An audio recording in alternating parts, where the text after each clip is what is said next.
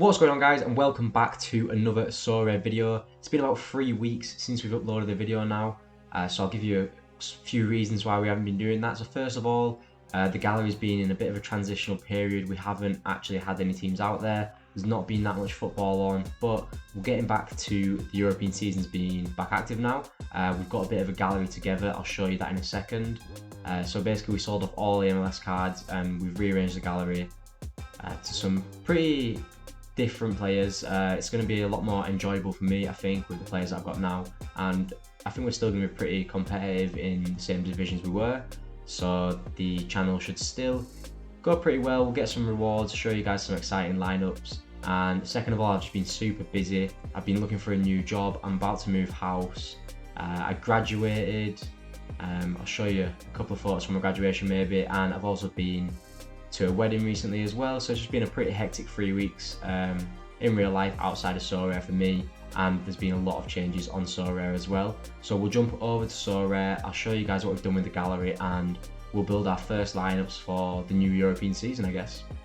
So I think the last time we uploaded, these were the only 2 players that we had in the gallery that still remain, and the rest were MLS, maybe a couple more valid league players who have since swapped about due to transfers and things like that.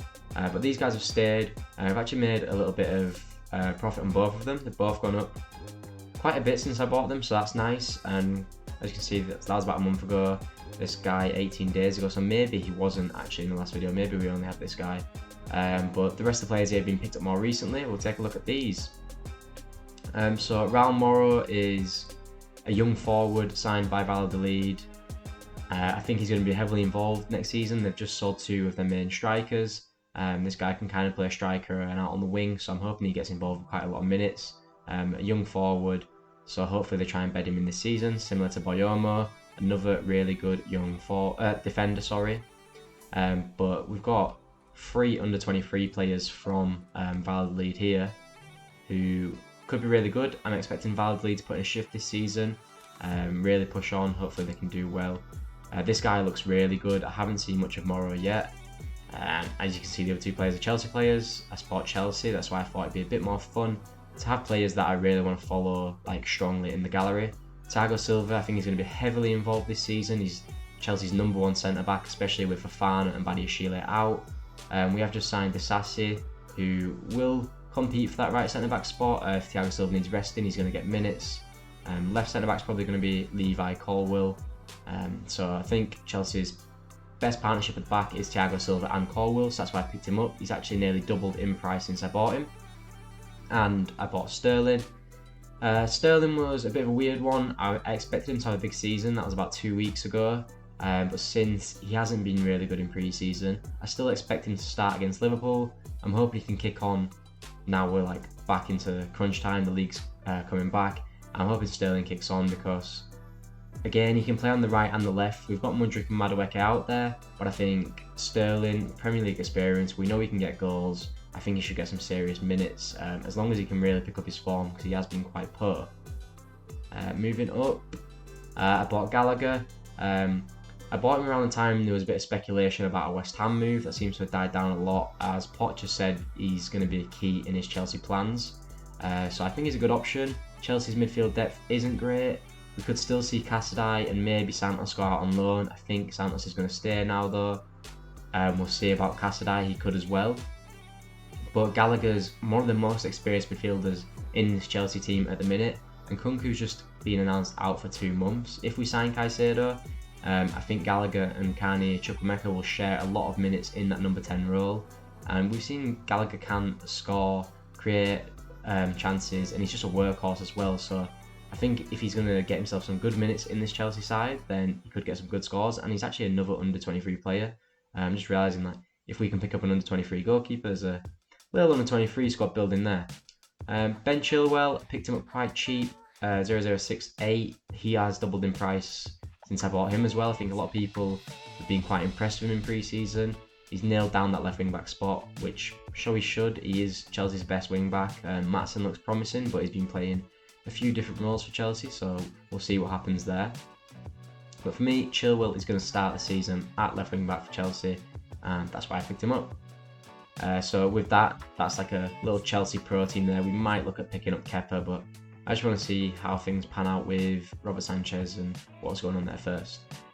So we have picked up Esquerdo, who is the left back for Valladolid. So that means we've got goalkeeper, 2 defenders, a midfielder and a forward. And yeah, he's just a pretty average player. I think he's going to get a lot of minutes for them. So I decided to pick him up. But a bit more a risk, I went for Ruben Vinagre, who was signed for Hull City. He's their only really recognised left back heading into this season, so I think he should get a lot of minutes. He's a pretty good player, probably one of the better left backs in the Championship if he can find form. I don't know. He's had spells at Everton, Sporting. He was tipped to be quite a big player, and he just hasn't really ever kicked on. So I'm hoping at Hull City he can find some form. Again, it was just a player that I was really interested in, a bit of fun, so I wanted to pick him up. We've only got 10 cards at the minute, means we can play semi-pro if we're interested. But I'm going to jump over to Sorare data and we'll start building some teams now I've shown you the update gallery. So we're over on Sorare data. I'm going to start off by building the Premier League amateur team. We've got a really good spot with this due to these not resetting until... We just had the announcement. The teams are not resetting until the new cards are minted in September.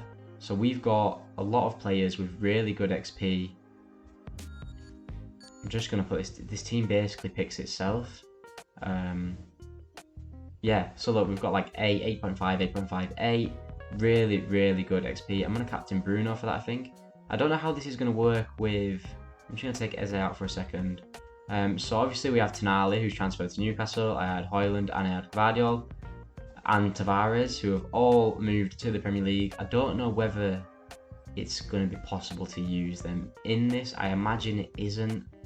But it would be pretty cool because we've got a lot of players that have moved to the Premier League.